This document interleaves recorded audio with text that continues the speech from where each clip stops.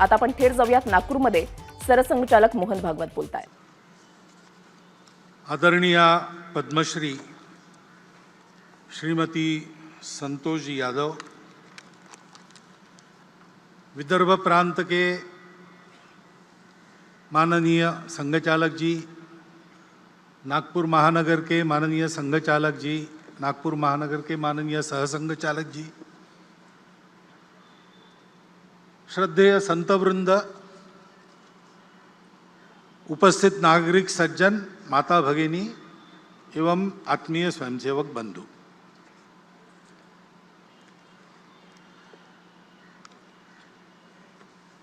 नौ दिन रात्रि शक्ति की उपासना करने के पश्चात विजय के साथ उदित होने वाली आश्विन शुक्ल दशमी के दिन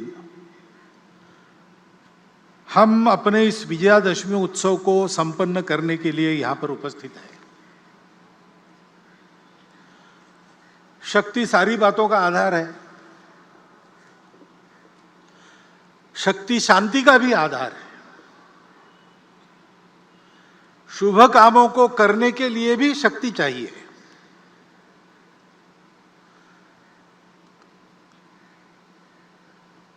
जो न दुख को दुख मन में मानता, धूल सुख की खोज की ना छानता, मोह आकर्षण भरे इस विश्व में राह अपने ध्येय की पहचानता, दूसरों के दुख को दूर करना, उसके लिए विष भी पीना जिसको स्वीकार है, ऐसे व्यक्ति को भी साधना के द्वारा शक्ति का अर्जन करना पड़ता है, क्योंकि साधना ही मुक्ति का शुभ द्वार है. शक्ति भी तो शांति का ही आधार है. ऐसे शक्ति उपासना का यह उत्सव है, विजय का यह उत्सव है. और संयोग है कि उसमें प्रमुख अतिथि के नाते उपस्थित श्रीमती संतोष यादव जी उसी शक्ति का, ऊर्जा का, चैतन्य का प्रतिनिधित्व करने वाली है. गौरी शंकर की ऊंचाई को 2 बार उन्होंने पाटा है. संघ के कार्यक्रम में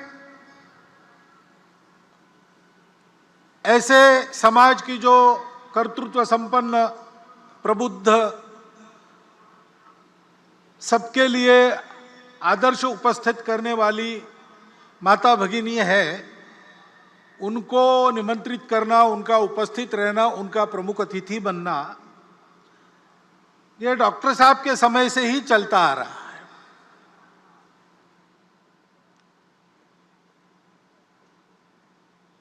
श्रीमती अनुसुयाबाई काले हमारे कार्यक्रम में आ चुकी है. उस समय भारतीय महिला परिषद, इंडियन वुमेन्स कॉन्फ्रेंस की उस समय की अध्यक्षा राजकुमारी अमृत कौर भी यहाँ के शिविर में आ चुकी है. दिसंबर 34 में शिविर हुआ था, उसमें भी अध्यक्षता ऐसी एक महिला ने की थी और तब से चलता आ रहा है. इमरजेंसी के बाद अकोला शहर के भी एक उत्सव की अध्यक्षा, मैं वहां प्रचारक था उस समय, तो कुमुत्ताई रांगणेकर जी, औरंगाबाद की रहने वाली, उन्होंने विजयादशमी उत्सव का प्रमुख अतिथि पद भूषित किया था. क्योंकि संपूर्ण समाज को संगठित करना है तो समाज तो दोनों से बनता है. हमारे यहां यह दृष्टि है, पुरुष श्रेष्ठ की महिला श्रेष्ठ, ऐसा वाद हम नहीं करते, क्योंकि हम ये जानते हैं कि दोनों के बिना समाज नहीं बनता, दोनों के बिना सृष्टि नहीं होती. ये दोनों परस्पर पूरक है. ये हमारी भारतीय दृष्टि है. दोनों का काम है और दोनों का काम परस्पर पूरक है. इसलिए व्यक्ति निर्माण का काम करने वाली शाखाएं तो संघ की अलग, राष्ट्र सेविका समिति की अलग, महिलाओं के लिए उनकी चलती है, पुरुषों के लिए हमारी चलती है. लेकिन समाज के बाकी सारे कामों में पुरुष महिला एकत्र मिलकर काम करते हैं. यह चलते आ रहा है। डॉक्टर साहब के समय की जो परिस्थिति थी, उस समय व्यक्ति निर्माण के काम के लिए 2 संगठन हो गए, लेकिन बाकी सभी कामों में सब मिलकर काम करते हैं, क्योंकि यह पूरकता की दृष्टि है। संपूर्ण समाज का संगठन करना है तो संख्या की दृष्टि से आधा भाग हमारे समाज का मातृशक्ति का है, उसकी उपेक्षा नहीं की जा सकती। उनको भी सशक्त करना पड़ेगा। हमारे यहां उनको माता मानते हैं, वत्सलता उनका गुण है, जगत जननी के रूप में उनकी कल्पना करते हैं। लेकिन ऐसी कल्पना करते करते क्या हमको विस्मृति हो गई पता नहीं, हमने उनकी सक्रियता के दायरे को सीमित कर दिया। और बाद में जो विदेशी आक्रमण हुए, उन आक्रमणों की परिस्थिति में उनकी सुरक्षा के नाम पर इस बंधन को एक वैधता प्रदान हुई। आक्रमण की परिस्थिति चली गई, लेकिन बंधन हमने कायम रखे, उनको कभी मुक्त नहीं किया। उनको जगत जननी मानना ठीक है, लेकिन इसका मतलब उनको पूजा घर में हम बंद करके रखे, बाहर ना आने दे, यह ठीक नहीं है। एक तो उनको जगत जननी मान के पूजा घर में बंद करते, अथवा द्वितीय दर्जे का मानकर घर में बंद करके रख देते। ये दोनों अतिवादिताओं को छोड़कर मातृशक्ति को सशक्त बनाना, प्रबुद्ध बनाना,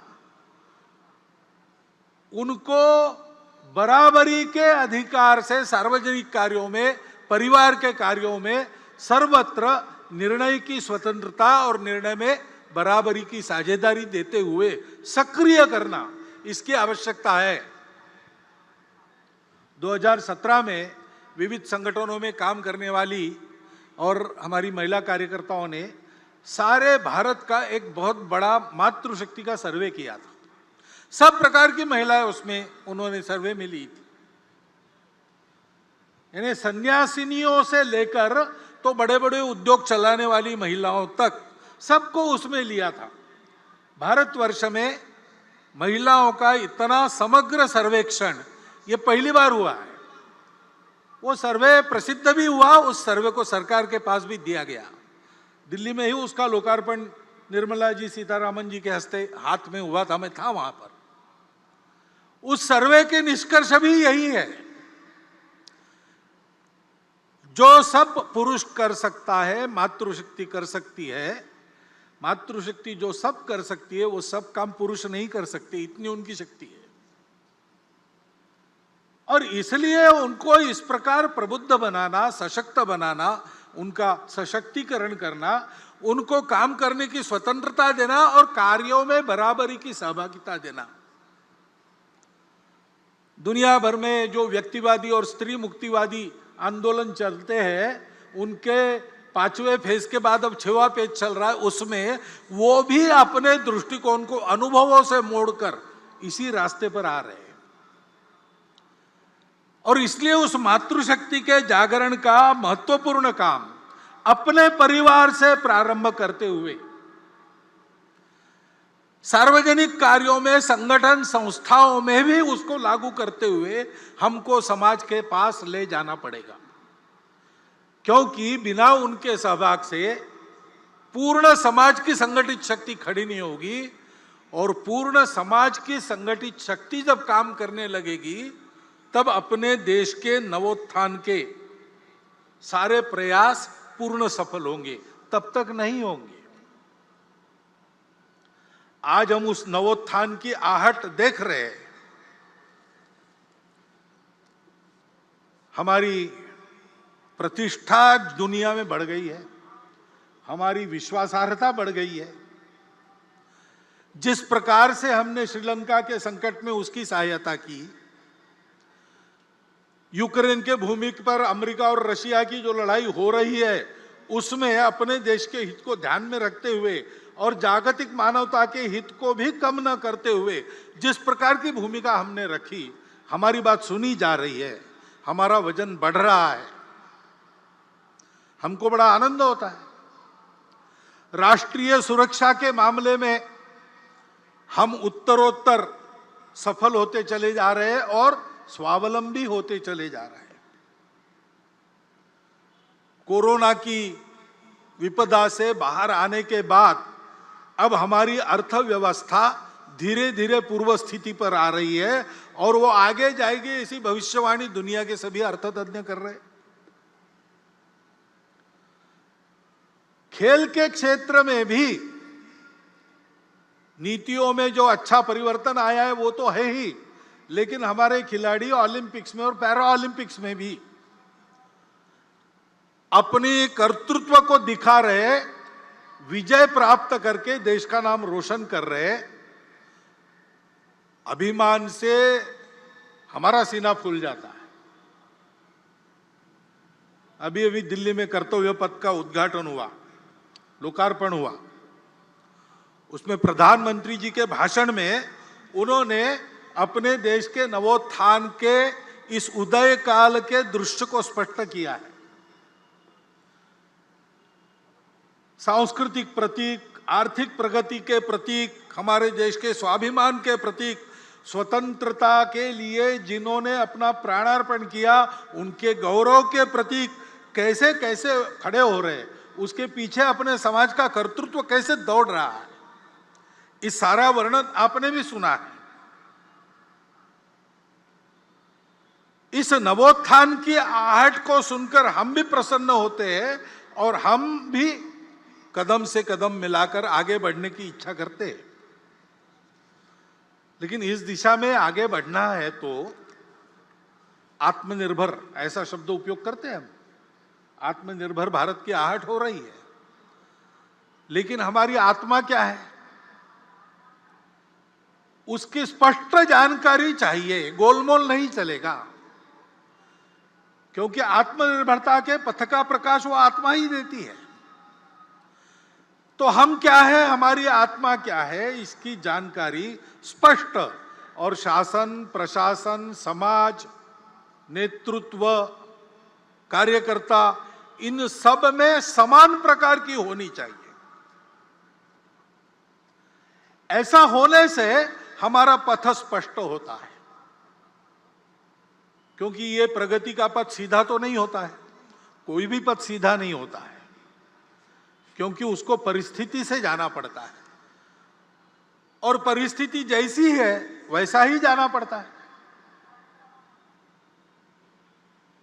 यहां से मैं निकलूंगा उत्तर दिशा में जाने के लिए, डॉक्टर हेडगेवार भवन कार्यक्रम के बाद मुझे जाना है, लेकिन मुझे जाना पड़ेगा पहले दक्षिण में, बाद में मैं पश्चिम की ओर मुड़ूंगा और फिर उत्तर की ओर जाऊंगा, क्योंकि रास्ता वैसा है। तो ये लचीलापन तो रखना पड़ता है। मुझे उत्तर में जाना है, बीच में पहाड़ हो, खाई हो, कुछ भी हो, मैं दिशा नहीं बदलूंगा। ऐसा करेंगे तो संकट में पड़ जाएंगे, कदाचित पहुंच नहीं सकेंगे। तो रास्ता निकालने वालों को लचीलापन धारण करना पड़ता है, लेकिन लचीलेपन की मर्यादा भी ध्यान में तब आती है जब अपने स्व की, अपने आत्मा की ये जानकारी, ये कल्पना अपनी स्पष्ट हो और सबकी समान हो। क्योंकि सबकी समान कल्पना ऐसी होने के बाद एक विश्वास रहता है, उस विश्वास के कारण आपसी समझदारी बनती है, लचीलेपन के कारण अविश्वास नहीं आता है।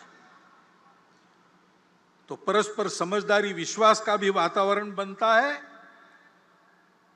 और जिनको लचीला होना पड़ता है उनको कितना लचीला होना है और कितना नहीं होना है, पैर कहां पक्के जमाने हैं और शाखा पल्लव कैसे कैसे हवा में मोड़ने हैं, इसकी समझदारी प्राप्त होती है। तो उसके कारण संपूर्ण समाज में एक सहचित्तता का वातावरण बनता है और उस सहचित्तता के कारण प्रगति होती है। प्रत्येक व्यक्ति के और सामूहिक रूप से हमारे समाज के राष्ट्रीय चरित्र का ये महत्व का घटक है, सहचित्तता। इसलिए हमारे संगठन मंत्र में उसको स्थान है। समानो मंत्र समिति समानी, समानम मनः सहचित्तमेषाम, समानम मंत्र अभिमंत्रमेवा। सब समान कहा है, चित्त अलग अलग हो सकता है, इसलिए वहां साथ मिलकर चलने का निश्चय यानी सहचित्तता, इसको बताया है। उस सहचित्तता के वातावरण में सबको साथ लेकर हमको चलना है। और जैसा मैंने कहा, चलना है तो चलते समय कठिनाई आती है, बाधाएं आती है। दो प्रकार की बातों से साधारणतः सावधान रहना पड़ता है। पहली बाधा तो हम खुद रहते हैं। दो प्रकार की बातों से साधारणतः सावधान रहना पड़ता है। पहली बाधा तो हम खुद रहते हैं। गतानुगतिकता स्वभाव की वो बाधा उत्पन्न करती है। रूढ़ि प्रियता के कारण वो बाधा आती है। समय बदलता है, समय के साथ बहुत कुछ बदलता है। समय के साथ मनुष्य का ज्ञान भी बढ़ता है, उसके अनुसार चलना पड़ता है। लेकिन रूढ़िबद्धता इस बात को रोकती है। और उसके अनुसार चलना तो है, लेकिन बदलकर चलने के चक्कर में बहुत कुछ पहले अनुभव से जो चलते आ रहा है उसमें जो शाश्वत होता है, जैसे हमारी अतिथि महोदया ने बार बार सनातन संस्कृति का उल्लेख किया। वो जो सनातन शाश्वत संस्कृति के मूल्य है, उनको छोड़ने से काम नहीं चलता। उसी बुनियाद पर नया युगानुकूल देशानुकूल प्रतिमानक कौन सा होगा, ऐसा विचार करके चलना पड़ता है। तो नित्य नूतन होना पड़ता है, लेकिन चिर पुरातन भी रहना पड़ता है। सनातन और नित्य नूतन ये साथ चलते हैं। बिना सनातन के नित्य नूतनता भटका देती है, कटी पतंग हो जाती है। और बिना नूतनता के, वो अंग्रेजी कविता प्रसिद्ध है, old order changeth yielding place to new, lest one good question should corrupt the world. परिवर्तन ये दुनिया का नियम है, उसके साथ चलना पड़ता है, लेकिन उसके साथ चलते चलते भटक न जाए, इसलिए सनातन पर पैर पक्के रखने पड़ते हैं। ये करने से मन की गतानुगतिकता हमको रोकती है। हमको उससे बाहर आकर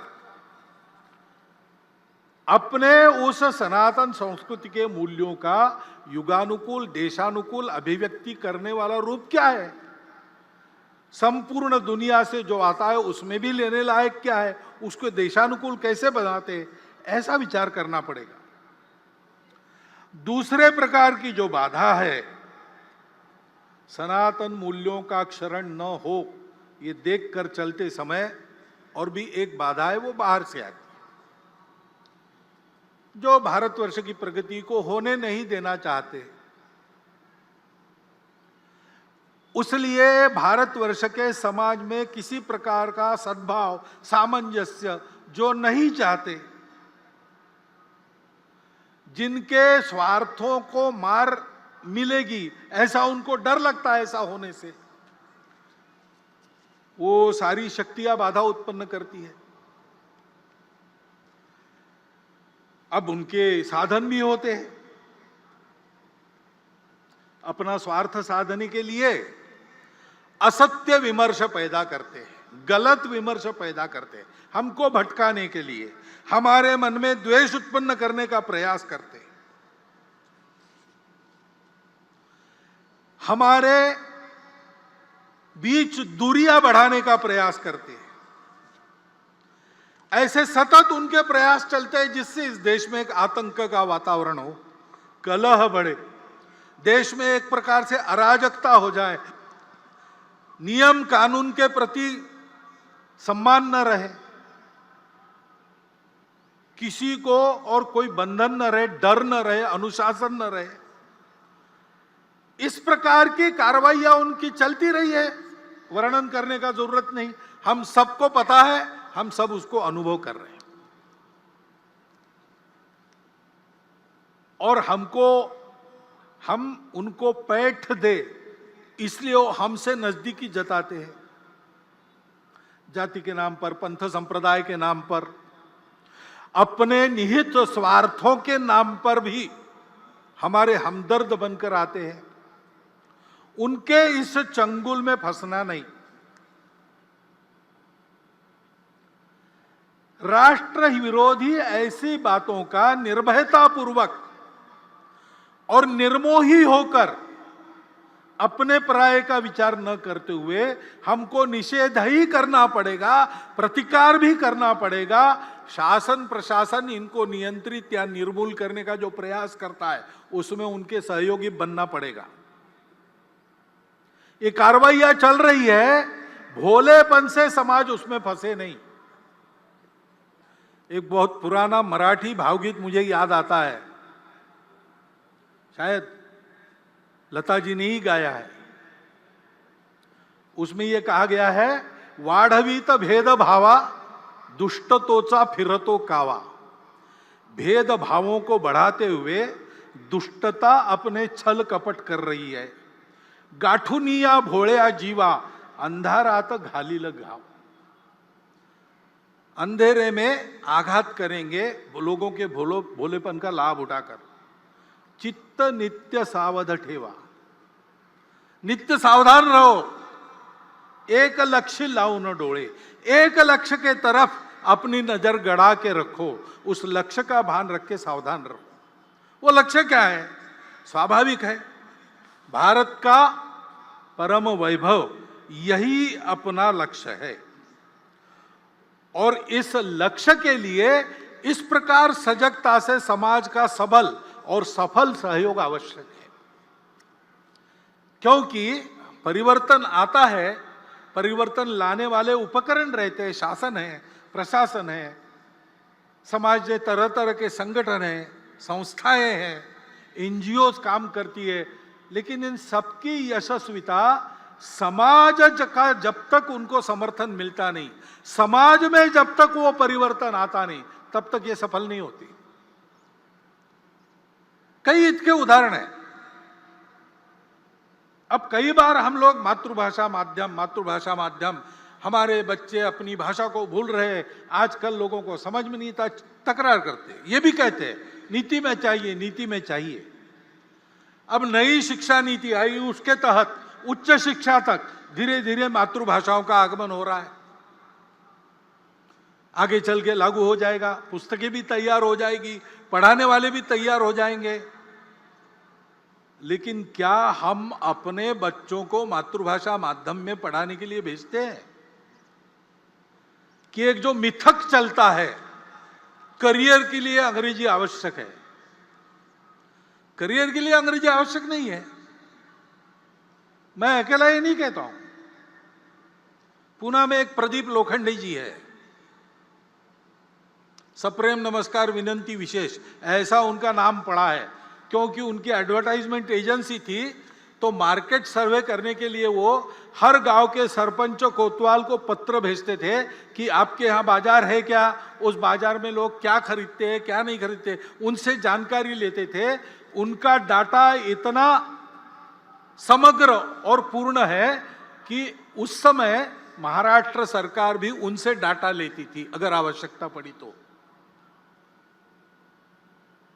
उन्होंने 6वीं क्लास में स्कूल छोड़ दिया था और वो पुणे में आके एक छापखाने में काम करने लगे। करते करते उन्होंने अपनी शिक्षा भी की, बीकॉम हुए, अपनी एडवर्टाइजमेंट एजेंसी निकाली और इतने बड़े हो गए। वो मुझे मिले थे, वो भी यही बता रहे थे। वो कह रहे थे, भागवत जी आप भाषण करते हो तो बड़ा प्रकाशित वगैरह होता है, तो आप एक बात कहो भाषण में, ये बताओ कि अंग्रेजी करियर के लिए आवश्यक नहीं है। करियर जिससे बनता है वो बातें अलग होती है। और आज देखेंगे तो मूर्धन्य अपने देश के जिस क्षेत्र में जितने व्यक्ति है, लगभग सब लोग 80% मैट्रिक तक तो मातृभाषा में ही पढ़े। ऐसा होने के बाद भी और शासन की नीतियां इस ओर आने के बाद भी अगर हम अपने बच्चों को मातृभाषा में पढ़ाने वाले स्कूलों में नहीं भेजेंगे तो क्या वो नीति यशस्वी होगी? और केवल मांग करने से होगा? मातृभाषा की चर्चा तो हम बहुत करते हैं, क्या सब जगह अपने हस्ताक्षर हम अपनी मातृभाषा में करते हैं?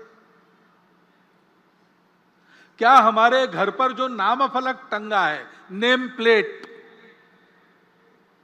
उस पर हमने अपना नाम, अपने कुल का नाम मातृभाषा में लिखा है?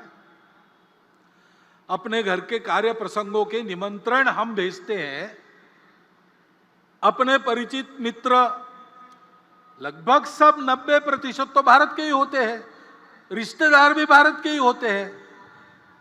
क्या वो हम अपनी मातृभाषा में उनको भेजते हैं?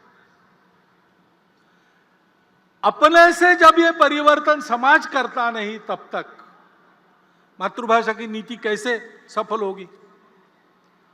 शिक्षा नीति में, और हम कहते हैं संस्कार आजकल नहीं मिलते, संस्कार आने चाहिए, सुसंस्कृत देशभक्त नागरिक बनने चाहिए, लेकिन अपने पाल्यों को स्कूल में भेजते समय हम क्या बताते हैं?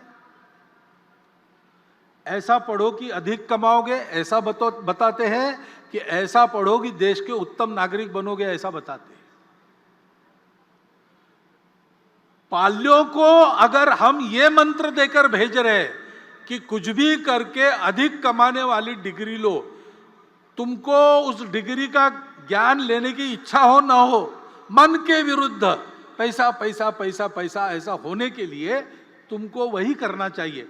जब तक ये अभिभावक पढ़ाते, तब तक छात्र कैसे देशभक्त सुसंस्कृत नागरिक बनेंगे? वो तो पैसा कमाने वाली मशीन ही बनना चाहेंगे।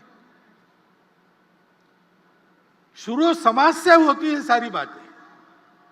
संस्कार भी समाज में, घर में अभिभावक देते हैं,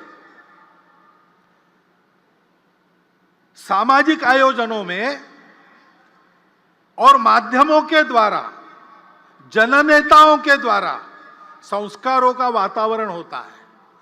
केवल विद्यालय महाविद्यालयीन शिक्षा में संस्कार नहीं मिलते। हमको परतंत्र बनाने वाली शिक्षा जब शासन के संपूर्ण आशीर्वाद से लागू थी स्वतंत्रता के पूर्व, तो हमारे स्वतंत्रता के लिए हमारी सनातन संस्कृति के आधार पर नए भारत की कल्पना करके संघर्ष करने वाले सबके सब लोग उसी शिक्षा पद्धति में से निकले। लोकमान्य तिलक कहां पढ़े थे? गुरुकुल में नहीं पढ़े थे। महात्मा गांधी गुरुकुल में नहीं पढ़े थे। योगी अरविंद गुरुकुलों में नहीं पढ़े थे। डॉक्टर हेडगेवार की शिक्षा अंग्रेजी पद्धति से हुई थी। लेकिन ये सब लोग देशभक्त सुसंस्कृत लोग क्यों बने? तो केवल स्कूली शिक्षा पे निर्भर नहीं थे। घर का वातावरण, समाज का वातावरण, इसके कारण उनके संस्कार बने।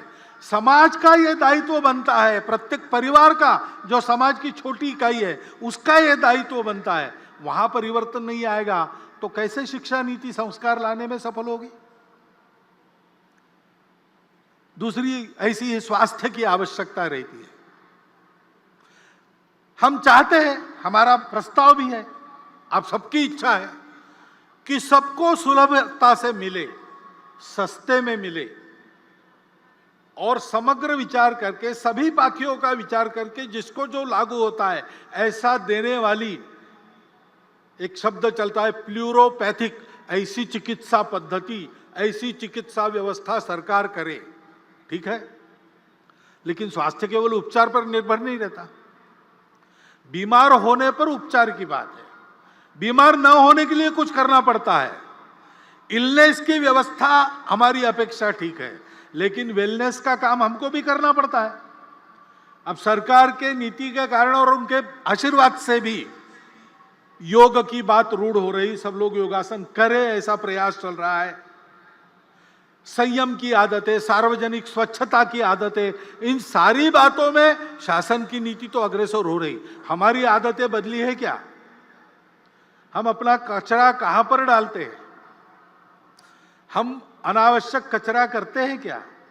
अपने पर्यावरण को, अपने घर के परिवेश को स्वच्छ रखते हैं कि नहीं रखते? हमारी स्वयं की आदतें स्वच्छता की है कि नहीं? कितनी बातें सोचनी पड़ेगी। समाज जब तक सहयोग नहीं करता, व्यवस्था यशस्वी नहीं होती। केवल डॉक्टर अंबेडकर साहब ने कहा था कि संविधान के द्वारा सबको आर्थिक स्वतंत्रता और राजनीतिक स्वतंत्रता का लाभ हुआ है, परंतु वो पूरा का पूरा मिले, अमल में आए, इसलिए सामाजिक स्वतंत्रता की आवश्यकता है और वो समाज की लानी पड़ेगी। कानून नियम तो बने, बाद में भी बने और आज भी बन रहे हैं। समाज में विषमता का निर्मूलन हो और समता को लाया जाए, यह उद्देश्य बताकर, यह उद्देश्य बनाकर भी नियम कानून तो बन रहे हैं, लेकिन विषमता रहती कहां है? विषमता तो हमारे आपके मन में रहती है।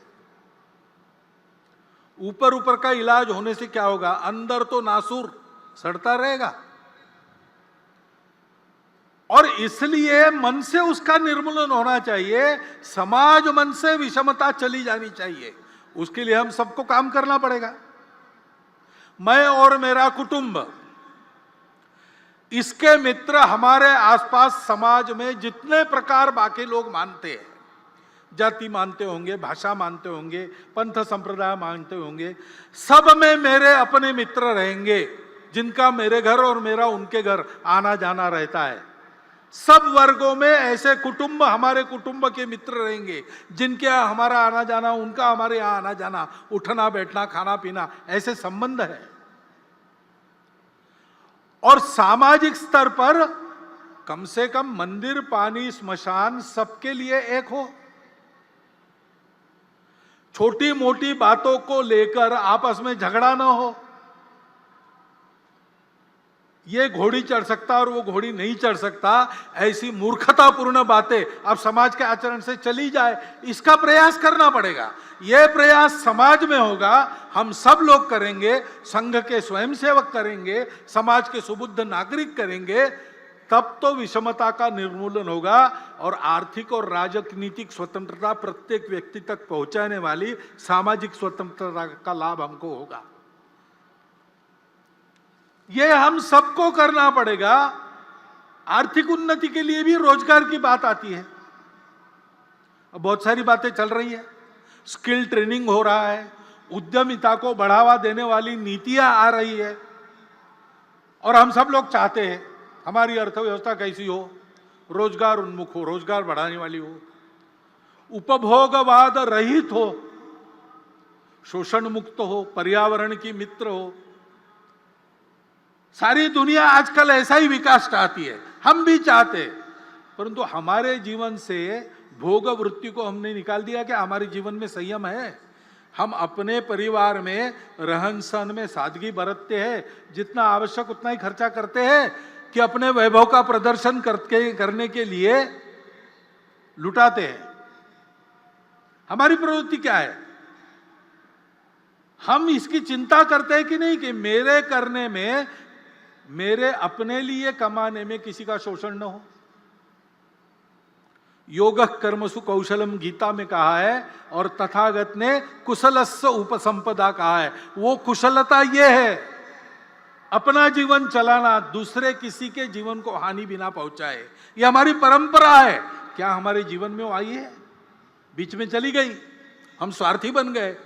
उस स्वार्थ को अपने मन से हटाकर हमने इस आचरण को अपनाया नहीं, तो शोषण मुक्त अर्थव्यवस्था कहां से आनी? रोजगार यानी केवल नौकरी, और नौकरी के पीछे ही भागेंगे, और वो भी सरकारी हो, और बने तक मेरे घर के पास हो ऑफिस। ऐसा सब लोग दौड़ेंगे तो नौकरी कितनी दे सकता है? सरकारी और प्राइवेट मिलाकर किसी भी समाज में 10, 20, 30% ज्यादा से ज्यादा नौकरियां होती है। बाकी सबको अपना काम करना पड़ता है। उस उद्यमिता की प्रवृत्ति बढ़नी चाहिए। स्टार्टअप्स वगैरह सरकार शुरू कर रही, सरकार उसको प्रोत्साहन दे रही, लेकिन हमको उधर जाना चाहिए। हम करते हैं तो होता है। कोरोना में हमने देखा, कोरोना में और बड़ी संख्या में 3 करोड़ से ऊपर लोगों का इधर से उधर जाना हुआ, रोजगार छूट गए, नए रोजगार नहीं बने। ऐसे लोगों को रोजगार देने का काम हमने किया, केवल संघ के स्वयंसेवक ने नहीं। कोई एक संगठन, एक सरकार, एक नेता नहीं कर सकता, लेकिन उस समय सब लोग इकट्ठा आ गए। शासन प्रशासन भी आया, समाज के सधन संपन्न व्यक्ति भी आए, उद्योग चलाने वाले लोग भी आए, संघ के कार्यकर्ता, समाज के कार्यकर्ता, सब एक हुए और सबने प्रयास किए, तो मिल गया काम लोगों को। और इस अनुभव से सीखकर जो स्वयंसेवक आर्थिक विषयों को ध्यान देने वाले संगठन में काम करते हैं। उन्होंने बाद में भी ये उपक्रम चलाया, समाज के ऐसे सब लोगों को साथ लिया, उनके साथ वो रहे और एक एक जिला केंद्र पर उस जिला में ही जिनको काम मिल सकता है वहां के तरुणों को ऐसे रोजगार कौन से उनका प्रशिक्षण और रोजगार देने की बात उन्होंने शुरू की।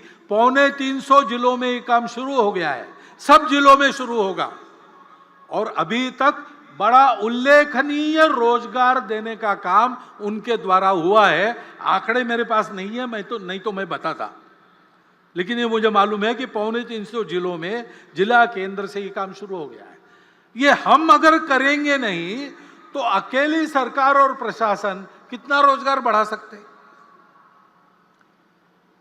रोजगार लघु उद्योगों में, सहकारिता में, कृषि में सबसे ज्यादा होता है। ये तो अधिकांश सारे समाज के हाथ में है। समाज अगर ध्यान नहीं देता तो ये होता नहीं है। बार बार समाज समाज समाज ये मैं क्यों कह रहा हूं? सरकार को उसके दायित्व से मुक्त करना मैं नहीं चाहता हूं और हमको मुक्त नहीं करना है, उस पर नजर रखनी है, ठीक करते हैं कि नहीं अपने दायित्व को पूरा। जनता का यही काम है। परंतु वो अपना दायित्व पूरा करेंगे तो भी अगर समाज नहीं करता तो उनकी बातों का यश नहीं आने वाला, क्योंकि सब बातों का कारण समाज है। उस समाज में यह परिवर्तन लाना पड़ेगा। समाज बड़ा विशाल है, कुछ लोग उससे भी डरते, इतनी बड़ी जनसंख्या है, पहले उसको कम करो नहीं तो कुछ नहीं होगा। यह वाक्य पूर्ण सत्य नहीं है। ये बात सही है, जनसंख्या जितनी ज्यादा उतना बहुत ज्यादा, लेकिन यही एक बात नहीं है, क्योंकि जनसंख्या जैसे एक बोझ के रूप में देखी जा सकती है, वैसे जनसंख्या का ठीक से उपयोग किया तो एक साधन बनता है, एसेट बनता है। आज अपनी इतनी ज्यादा जनसंख्या है तो जैसे उसका वर्णन बोझ के रूप में हो सकता है, वैसे हम ये भी कह सकते हैं कि हम आज डेमोग्राफिक डिविडेंड की स्थिति में है। 57 करोड़ युवाओं की संख्या किसी दुनिया के देश में नहीं है। चीन हमारा पड़ोसी बूढ़ा हो चुका है, हम जवान रहने वाले 30 साल तक। जनसंख्या का विचार दोनों रूप से हो सकता है, वो एक साधन भी है और एक परिस्थिति में विचार करता है तो एक बात लगती है, दूसरे परिस्थिति में विचार करता है दूसरी बात लगती है। चीन की इतनी ज्यादा जनसंख्या थी, उनको बोझ लगने लगा, उन्होंने एक परिवार में एक संतान और बाद में नहीं संतान ऐसी नीति अपनाई। बड़े कड़े प्रयास से उन्होंने उसको लागू किया। हुकुमशाह है वहां, डिक्टेटरशिप है, यशस्वी हो गए। लेकिन फिर उनके ध्यान में आ गया अब सब बूढ़े ही बूढ़े हैं, काम करने के लिए जवान कहां से आएंगे? तो अब उन्होंने 2 संतति को प्रोत्साहन देना शुरू कर दिया।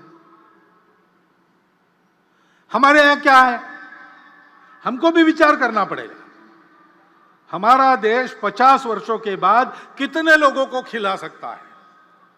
उस समय समाज में काम करने वालों की कितनी संख्या चाहिए? काम न कर सकने वाले उस समय कितने रहेंगे? आज के 57% युवा 50 साल के बाद काम करने की स्थिति में रहेंगे क्या? अपने देश का पर्यावरण कितने लोगों को खिला सकता है, कितने लोगों को झेल सकता है? इतने लोगों के शिक्षा की, स्वास्थ्य की क्या व्यवस्था हम कर सकेंगे? इतने लोग काम करेंगे, रहेंगे भी, क्या क्या करना पड़ेगा? और केवल देश का प्रश्न नहीं है, जन्मदात्री तो माता होती है, वो हमारी मातृशक्ति का सशक्तिकरण हमने कितना किया है? उनका स्वास्थ्य कैसा है? उनको, उनकी इच्छा क्या है, उनकी आवश्यकता क्या है? परिवार की भी आवश्यकता होती है, परिवार का भी विचार क्या है?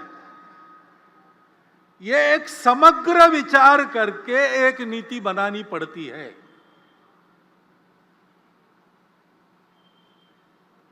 हमने ऐसी नीति बनाई, कुछ वर्षों पूर्व भारत सरकार ने बनाई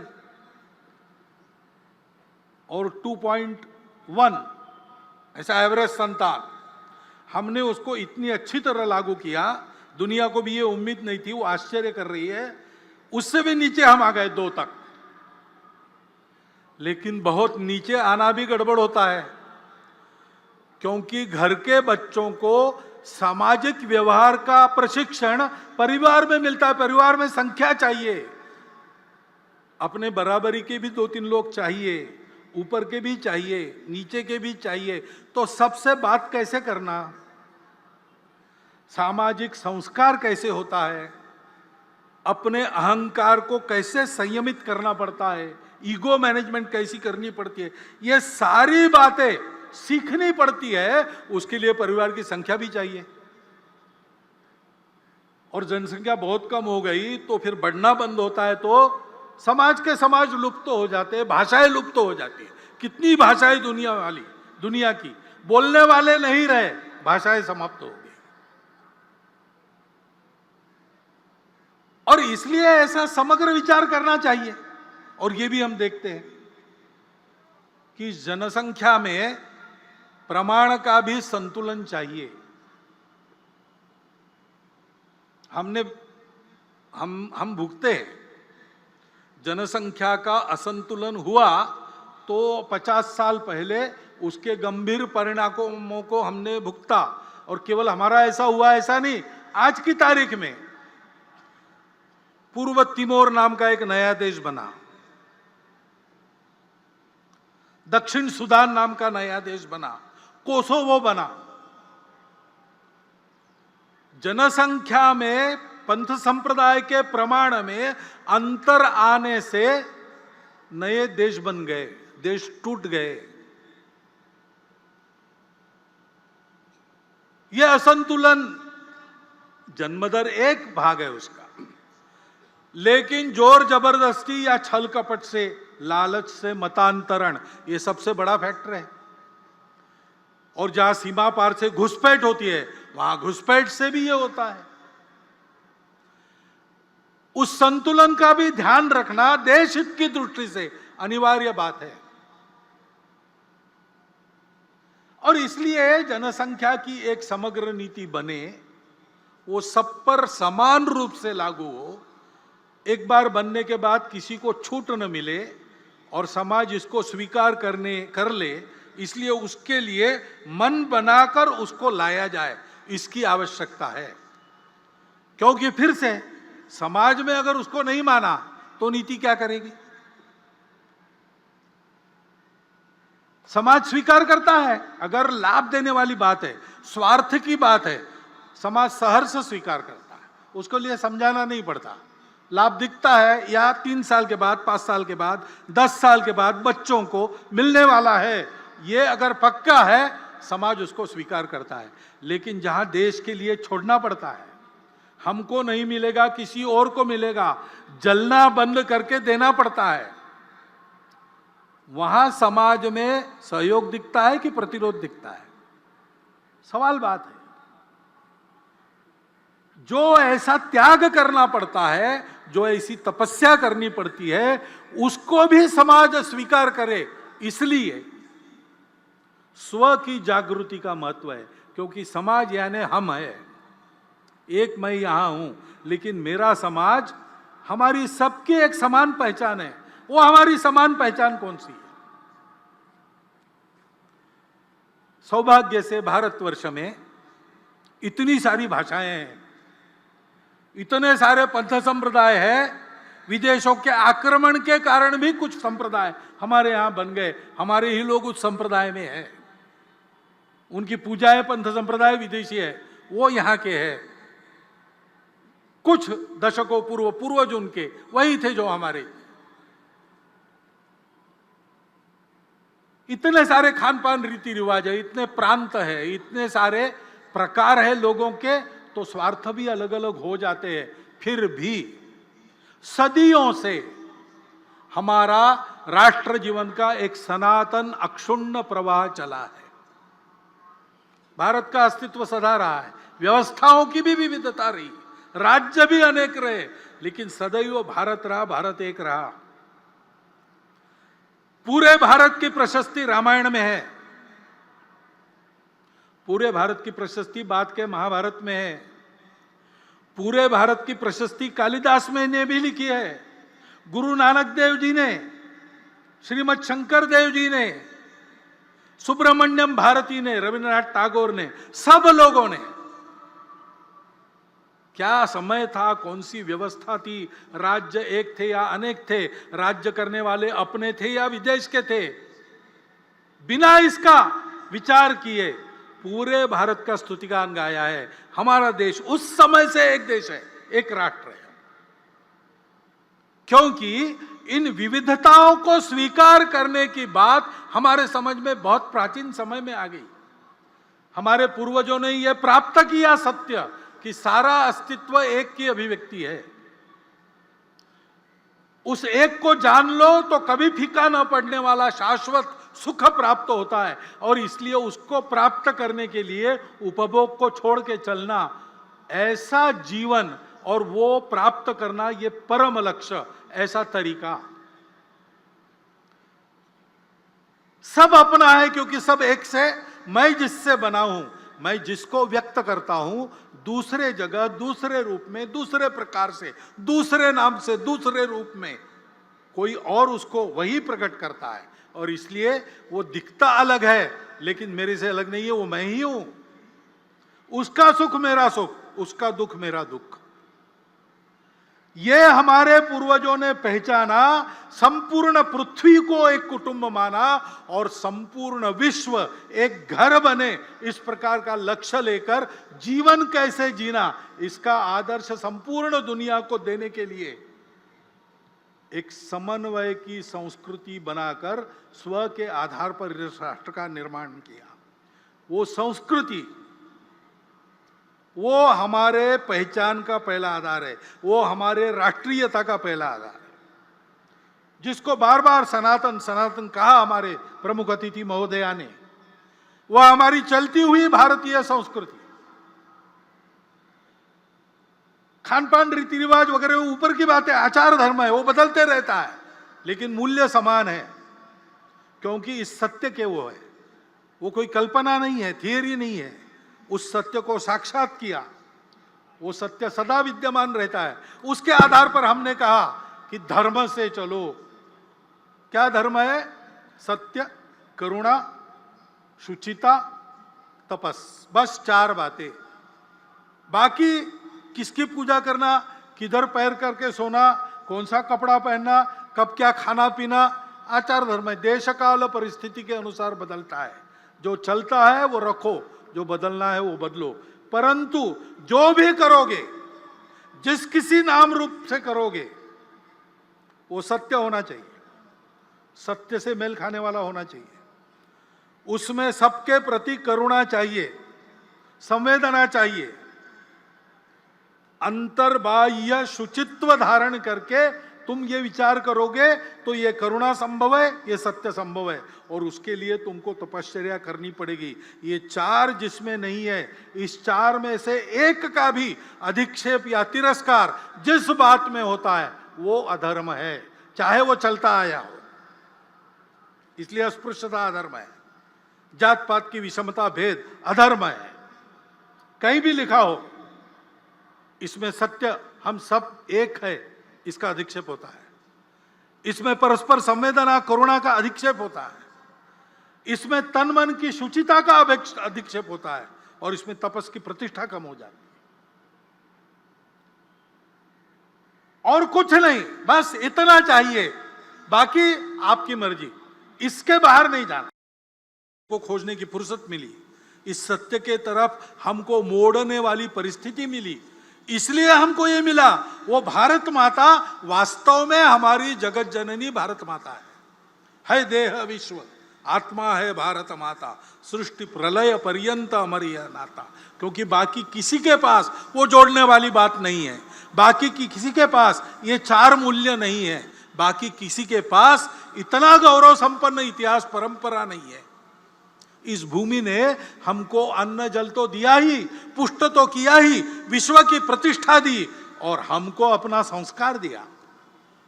वह मातृभूमि, उसकी भक्ति, ये हमारी पहचान का मुख्य आधार है, हमारे स्व का वो मुख्य आधार है। इन बातों को ध्यान में रखना चाहिए। इसके आधार पर समाज की जागृति हो, इसके आधार पर हम आगे बढ़े।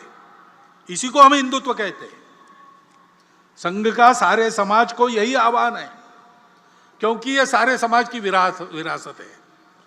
भारतवर्ष की चतुसीमा में रहने वाला जो अपने आप को भारत का मानता है, उन सब की ये विरासत है।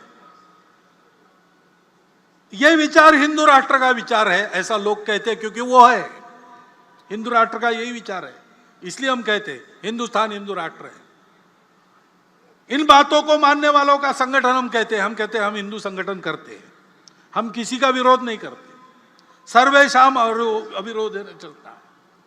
लोग हैं जो इसी को मानते हैं, लेकिन इसको हिंदू कहने से कतराते या डरते हैं या विरोध भी करते हैं। नहीं चाहिए ये शब्द, लेकिन आशय यही है, हमको कोई कष्ट नहीं है उसका, हमारा उनके साथ कोई झगड़ा नहीं है। भारतीय शब्द का उपयोग करते, इंडिक शब्द का उपयोग करते, चलता है, अर्थ वही है। हम अपनी स्पष्टता के लिए इस शब्द पर पक्के रहेंगे, इसका उपयोग करेंगे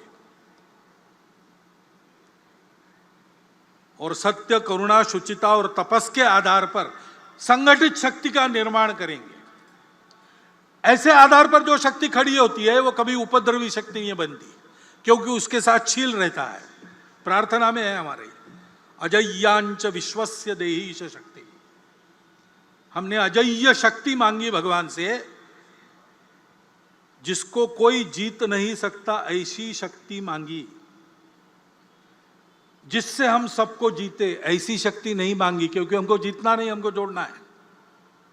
और इसलिए हमारी प्रार्थना में शब्द है, हमको कोई जीत ना सके, क्योंकि दुनिया दुष्ट है, वो जीतना चाहती है। उनसे ये मूल्य, उनका ये आचरण सुरक्षित रहे, इसको सारी दुनिया को देना है। इसलिए अजय्यांच शक्ति ऐसी मांगी है हम, विश्वस्य अजय्या शक्ति। और तुरंत मांगा है, सुशीलम जगत येन नम्रम भवेत्। जहां सत्य, करुणा, तपस, शुचिता है, वहां ये शक्ति शील के साथ आती है, और इसलिए वो सदा कल्याणकारी रहती है। दुर्जनों को धाक रहता है उसका, दुर्जन है। और जब ऐसे आतताई लोग, आतंकी लोग, दुर्जन लोग आक्रमण करते हैं, तो आत्मरक्षा, आप्तरक्षा सबका केवल अधिकार नहीं, वो कर्तव्य बनता है। संपूर्ण समाज ने सत्य के पक्ष में ऐसे रक्षा के लिए संगठित होना चाहिए। लेकिन ये केवल आतंकियों के लिए, दुष्टों के लिए है। हम किसी को डराने वाले नहीं है। ना भय देत काहू को, ना भय जानत आप, ऐसा हिंदू खड़ा करने का हमारा प्रण है। वो काम हम करते हैं। हम विश्व में सर्वत्र और सबके साथ भाईचारा, भद्रता और शांति के पक्ष में हैं, सदा रहे।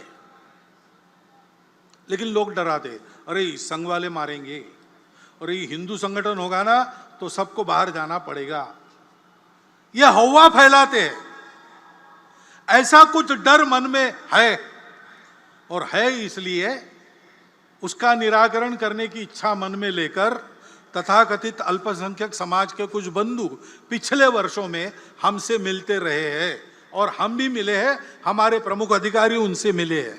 आना जाना दोनों चल रहा है। ये कोई परसों नहीं हुआ, ये बहुत पहले से चल रहा है। भाव तो संघ का डॉक्टर साहब के समय से यही है, परंतु प्रत्यक्ष में शुरू हुआ श्री गुरुजी को डॉक्टर जिलानी मिले तब से, और तब से यह क्रम धीरे धीरे बढ़ रहा है। और ये बढ़े ऐसी हमारी इच्छा है संघ की, और संघ इस संवाद को कायम रखेगा। क्योंकि समाज को तोड़ने के प्रयास चल रहे हैं। अब कुछ दिन पहले उधर उदयपुर में, इधर अमरावती में और भी जगह बहुत जघन्य क्रूरता वाली घटनाएं हुई। क्या कारण था, क्या नहीं, उसकी चिकित्सा नहीं करते। जो हुआ वो बहुत क्रूरतापूर्ण हुआ। पूरा समाज विरोध में गया।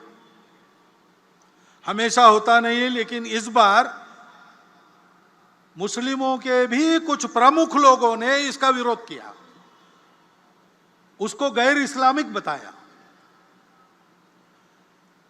अन्याय, असत्य, अत्याचार, आतंक के खिलाफ ऐसे ही खड़ा होना चाहिए, ये अपवाद न रहे। सभी समाजों के सज्जनों को ऐसा मुखर होना चाहिए। हिंदू समाज में ये मुखरता है। ऐसी घटनाएं घटती है तो कोई हिंदू भी आरोपित है, उसका भी निषेध करते, उसके खिलाफ बोलते हैं। कभी कभी गलतफहमी में हमको भी गाली खानी पड़ी है, हमको भी उत्तर देने पड़े। आज हम समाज के विश्वास पात्र है, समाज हमको चाहता है, लेकिन हम ऐसा कुछ करें तो हमारी टांग और कान पकड़ के खींचेगा समाज। हिंदू समाज ऐसा है, सबको ऐसा बनना चाहिए। जो गलत है, कितना भी प्रोवोकेशन हो, कितना भी उकसावा हो, कानून के मर्यादा में रहना चाहिए, संविधान की मर्यादा में रहना चाहिए। अपना आचरण उसके बाहर नहीं जाना चाहिए। वो हम सब ने मिलकर अपने ऊपर लाद लिया अनुशासन है, उसका पालन करना ही चाहिए।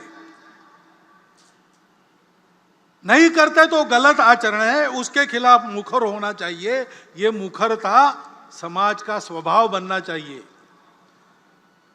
इसके नियंत्रण में सक्रियता और सहयोग समाज का स्वभाव बनना चाहिए। इसकी आवश्यकता है। कानून, संविधान की मर्यादा सबको पालन करनी चाहिए और उसके अंदर विरोध जताते समय भी अपने बोलने से समाज जुड़ जाए, टूटे नहीं।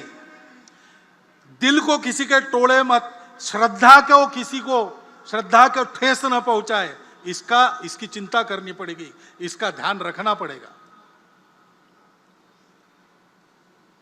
क्योंकि हम सब लोग दिखते भिन्न हैं, लेकिन हम दिखते अलग है, इसलिए हमारा अलगाव है। हम एक दूसरे के नहीं है, हम भारत से अलग है, हमको अलग चाहिए। ये गलत विचार है। इस गलत विचार का दुख भरा परिणाम हमने देखा है। ऐसा गलत विचार करने के कारण भाई टूटे, धरती खोई, मिटे धर्म संस्थान, ये प्रसंग हुआ। हमको फिर से उस रास्ते से नहीं जाना है। हमको एक रहना है। हमको एक रहना है तो हमको भारत होना है। हम भारत के पूर्वजों के हम भारत के संस्कृति के हैं, हम भारत के पूर्वजों के हैं।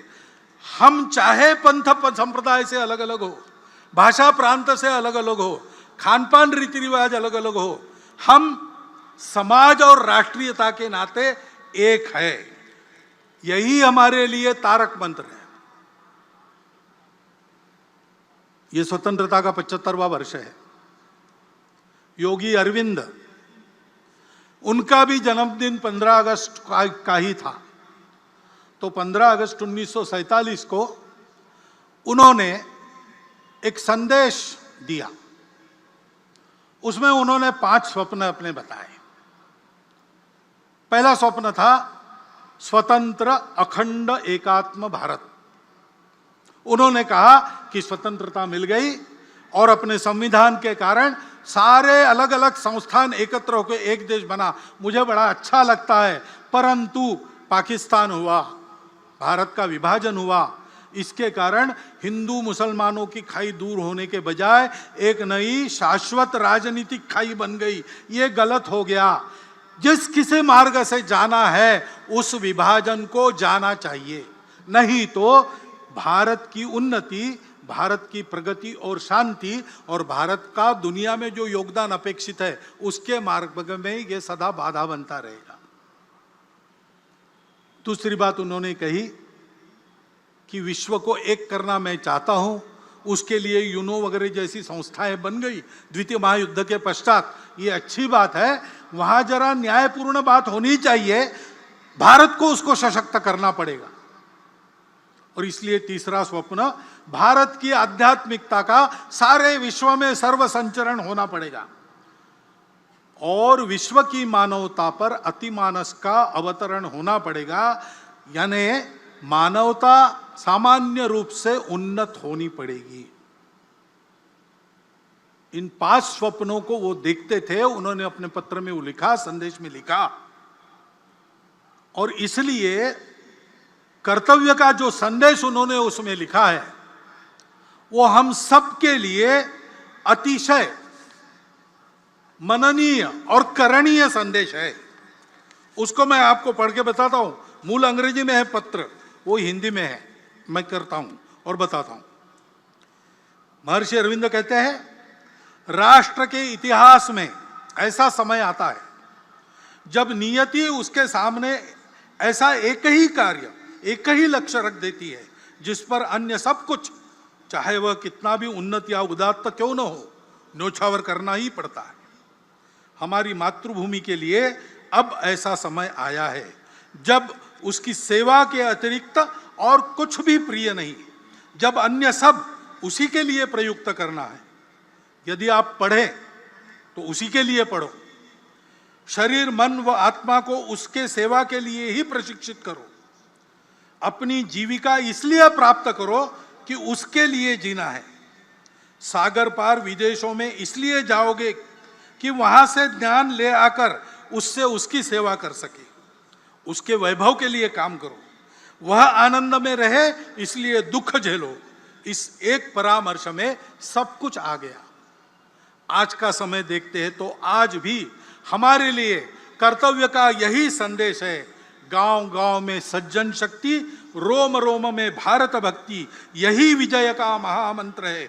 दसों दिशा से करे प्रयाण, जय जय मेरे देश महान। इस कर्तव्य पथ पर हम सब स्वयं सेवक आगे बढ़े। समाज भी हमारे साथ आगे आए, स्वतंत्र रूप से भी हमारे साथ चल सकता है। हम सब लोग साथ मिलकर चले और परम वैभवी भारत को विश्व गुरु बनाए। इस आवाहन के साथ मैं अपने 4 शब्द समाप्त करता हूं। एबीपी माझा, उघडा डोळे बघा नीट।